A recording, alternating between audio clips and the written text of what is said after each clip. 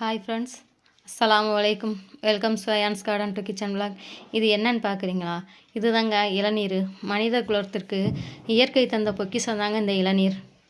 இன்றைக்கி நம்ம பார்க்க போகிறது இளநீர் சர்பத்து எப்படி செய்கிறது, இந்த இளநீருடைய சத்துக்கள் என்னென்ன அப்படிங்கிறத தான் நம்ம இந்த வீடியோக்குள்ளே பார்க்க போகிறோம்.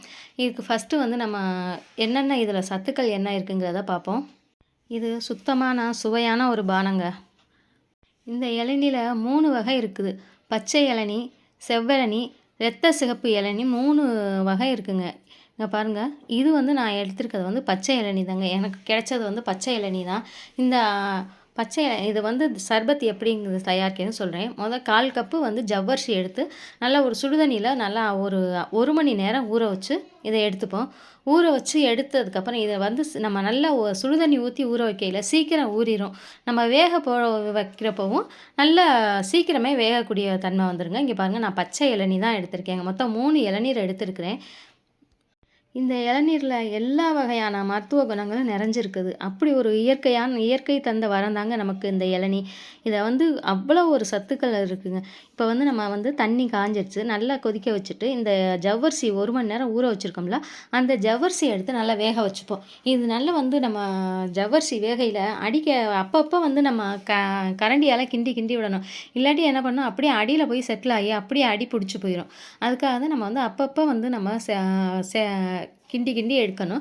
கிண்டி எடுத்துட்டு இது அந்த பாருங்கள், அப்படியே பாதி இது வெந்துருச்சு. வெந்த உடனே பாதி தன்மை வெந்து வரையில் பாருங்கள், அந்த ஜவ்வரிசியெல்லாம் மேலே மிதந்து வரும். மேலே மிதந்து வந்ததுட்டு கொஞ்சம் நேரத்தில் அதை நம்ம அப்படி கரண்டியை வச்சு எடுத்து பார்க்கையில் அது அப்படியே கண்ணாடி பக்குவம் இருக்கும். இங்கே பாருங்கள், ஒரு கண்ணாடி பக்குவம் இருக்குது பார்த்துங்களா? இது தாங்க ஜவ்வரிசி வெந்ததுக்கான அடையாளம். இது மாதிரி இருக்கையில் நம்ம எடுத்து வடிகட்டி எடுத்துக்கிறணும். நம்ம வடிகட்டி எடுத்துட்டு வடிகட்டி எடுத்ததுக்கப்புறம் நம்ம என்ன பண்ணணும், அப்படியே வச்சிட்டோம்னாக்கா அப்படியே கட்டி மாட்டம் இந்த ஜவ்வரிசியில் ஒரு பிசுபிசுப்பு தன்மை இருக்குங்க. அது அப்படியே கட்டி மாட்டம் பிடிச்சி போயிடும். அப்படி இல்லாமல் இருக்கிறதுக்கு நம்ம வடிகட்டின உடனே ஒரு சாதாரண பச்சை தண்ணியில் 2 ட்ரிப்பு அலசி எடுத்துடணும். இப்போ நான் எப்படிங்கிறத காமிக்கிறேன். இப்போ பாருங்கள், இதை நான் எப்படி வடிகட்டுறேன் எல்லாங்கிறத நீங்கள் பாருங்கள். இதுக்கு இந்த இளநீல மருத்துவ குணங்கள் என்னென்னங்கிறத பார்ப்போம். அப்படி ஒரு ஸ்டெப் பை ஸ்டெப்பாக நான் சொல்லிட்டு வரேன். நீங்கள் அதை எப்படி நான் ரெடி பண்ணுறேங்கிறதையும் நீங்கள் கவனமாக பாருங்கள். இந்த இளநீரில் வாதம், பித்தம், கபங்கிற எல்லா நோய்களுக்கும் சிறந்த மருந்து தாங்க இந்த இளநீர். இந்த இளநீர் வெப்பத்தை தடுக்குதுங்க. தடுத்துட்டு நம்ம உடம்புல உள்ள நீர்ச்சத்து குறைபாடை சரி செய்யுது இந்த இளநீர். அப்புறம் ஜீரண சக்தியும் அதிகரிக்குதுங்க. இந்த இளநீர் ஜீரண சக்தியை சரி செஞ்சு சிறுநீரகத்தையும் சுத்தப்படுத்துது.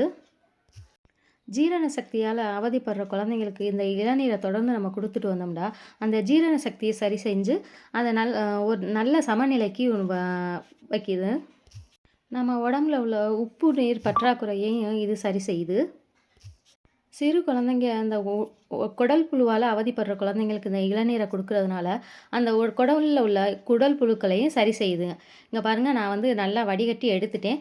வடிகட்டி எடுத்து இது இளநீரில் இந்த ஜவ்வரிசியை போட்டிருக்கேன். இதை போட்டுட்டு அப்படியே ஒரு 2 மணி நேரம் ஃப்ரிட்ஜில் வச்சு நல்லா ஜில்லுன்னு வர்றதுக்கு வச்சுடுவோம்.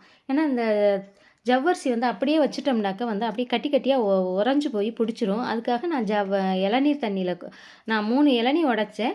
அந்த இளநீரில் பாதி தண்ணியை எடுத்து அப்படியே ஜவ்வரிசியை அதில் போட்டு அப்படியே கொண்டு போய் ஃப்ரிட்ஜில் வச்சுட்டேன். ஃப்ரிட்ஜில் வச்சுட்டு மிச்சம் இருக்கிற இளநியை இங்கே பாருங்கள், அப்படியே திப்பி திப்பியாகவும் இருக்குது.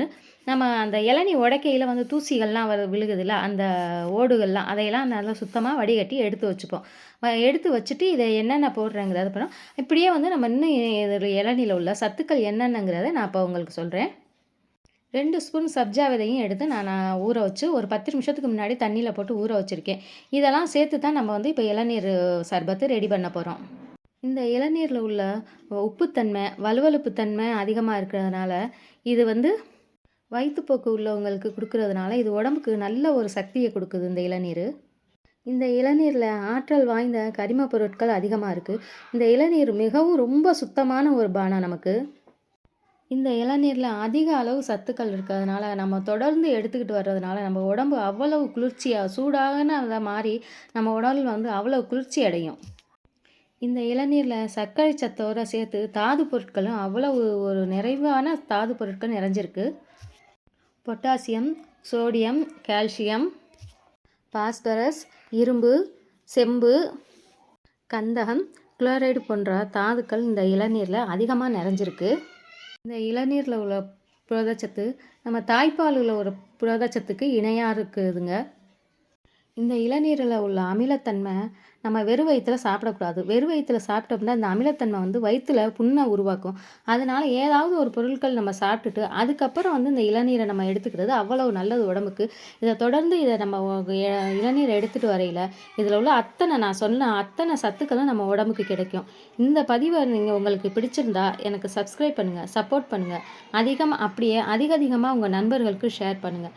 இந்த இளநீர் சர்பத்து தொடர்ந்து நீங்கள் எடுத்துகிட்டு வந்தீங்கன்னா உடம்புக்கு நல்ல ஒரு குளிர்ச்சி. இந்த வெயில் காலத்தில் நம்ம தொடர்ந்து இதே மாதிரி நல்ல ஒரு குளிர்ச்சியான ஆகாரமான சத்துக்களான ஒரு ஏதாவது ஒரு பானம் தொடர்ந்து எடுத்துகிட்டு வந்தோம்னா நம்ம உடம்புக்கு அவ்வளோ நல்லதுங்க. இந்த பதிவு உங்களுக்கு பிடிச்சிருந்தா எனக்கு சப்ஸ்கிரைப் பண்ணி சப்போர்ட் பண்ணுங்கள்.